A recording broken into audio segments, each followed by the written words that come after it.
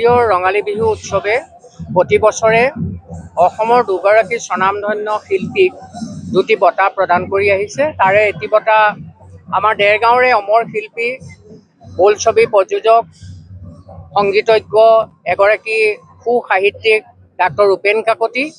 তেখেতৰ স্মৃতিত এই বছৰ উপেন কাকতি বঁটাটো আমাৰ দেৰগাঁৱৰে আন এগৰাকী অমৰ সন্তান, সন্তান, বৰ্তমান মুম্বাইত থাকে, যতীন শৰ্মা। তেখেতক ডাক্তৰ উপেন কাকতি বঁটা প্ৰদান কৰা হ'ব এইবাৰ।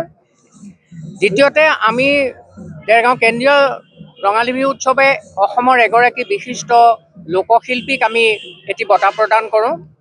এই বছৰ আমি অসমৰ এগৰাকী লোকশিল্পী মহেন্দ্ৰ চুতীয়া ডাঙৰীয়া, তেখেতক নতুনকৈ পৰিচয় কৰি দিয়াৰ প্ৰয়োজন নাই। লোককলা সংস্কৃতিত তেখেত অবিৰতভাৱে জড়িত হৈ আছে। এই দুয়োগৰাকী শিল্পীকে এই বছৰ দেৰগাঁও কেন্দ্ৰীয় ৰঙালী বিহু উৎসৱ উদযাপন সমিতিয়ে এই দুটি বঁটা প্ৰদান কৰিব। নামেদ বঁটা লোকশিল্পী মহেন্দ্ৰ চুতীয়া দেৱক প্ৰদান কৰা হ'ব আৰু লোককলা সংস্কৃতিৰ লগতে আৰু সংগীত বোলছবি জগতলৈ অৱদান যোগোৱা যিগৰাকী ব্যক্তিক আমি এই বঁটা প্ৰদান কৰোঁ, এই বছৰ সেই বঁটা আমাৰ যতীন শৰ্মাক প্ৰদান কৰা হ'ব। যিহেতু তেওঁ শব্দযন্ত্ৰৰ লগত বিশেষভাৱে জড়িত, গতিকে বোলছবি জগতৰ লগত জড়িত, গতিকে যতীন শৰ্মা আমাৰ দেৰগাঁৱৰে সন্তান, তেখেতক প্ৰদান কৰা হ'ব।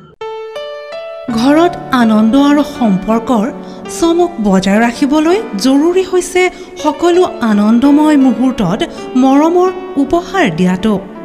সেইবাবে মধুশ্ৰী জুৱেলাৰ্ছে আনিছে সকলো ৰঙীন ক্ষণৰ বাবে বিশেষ গহনা। হীৰাৰে হওক, সোণৰে হওক বা ৰূপৰে হওক, শ্ৰেষ্ঠ ডিজাইনছ আৰু হলমাৰ্কযুক্ত গহনাই ৰাখে সম্পৰ্কক নিখুঁত। তেনেহ'লে আজিয়ে আনক আনন্দ মধুশ্ৰী জুৱেলাৰ্ছৰ সৈতে। যোগাযোগ কৰক 7002800341 নাইবা ভিজিট কৰক LNB ৰোড, নলবাৰী, অসম।